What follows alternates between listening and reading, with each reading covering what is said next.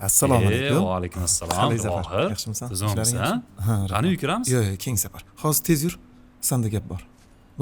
Ustimni kiyib oling. Kiyishing shart emas. Yur. Mashinada o'tirib gaplashamiz. Yur. O'tir. Anchadan beri davramizga qo'shilmay qo'yding. Tinchlikmi? Ha, tinchlik. Vaqt yo'q. Vaqt yo'q degan. Amakim xolam yaxshimi? Yaxshilar, shukr. Men bu savolni jiddiy so'rayman. Sog'liqlari qalay? Faqat qarichilik boshlangan. Bilasanmi? Bir imkon qilib sanatoriyaga ham yotqizishim kerak. Shunaqa degan. Esingdan maktabdan qaytib o'tganimizda dadang bizga muzqaymoq olib berardi. Hamma muzqaymoq olganda juda havas bilan qarardim. Ota-onamda esa yo'qchilik. Xullas muzqaymoq olamasdim. Dadang buni sezib menga ham qo'shib olardi.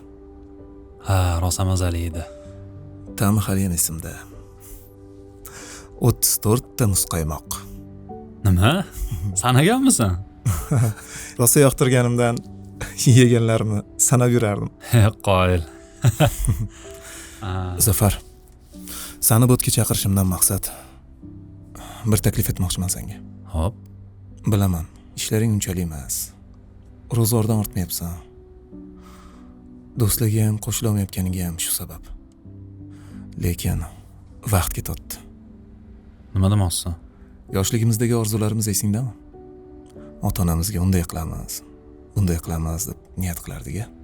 Ha, esimda. Menda o'sha orzularni amalga oshirishga imkon bor. Ammo ota-onam o'tib ketdi. Senda esa ular bor. Xo'p desang, o'sha yoshlikdagi muzqaymoqlarning badalini to'lasam. Nima deganing bu Javohir? Yo'q, sen noto'g'ri tushunma. Hozir eng qimmat muzqaymoq yesam ham uni ta'mini bermaydi. Lekin orzularimiz ushalishi uchun mendagi imkonni seni ota-onangga ishlataylik. Ertaga ishlaring yaxshi bo'lib ketar, lekin ular yoningda bo'lmasa yomon alam qilar ekan.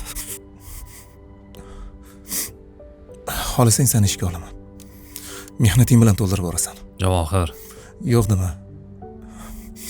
O'shanda otang menga otalarcha mehribonlik qilgan. Har holda men shuni his qilganman. Bunisiga kechikmaydiman.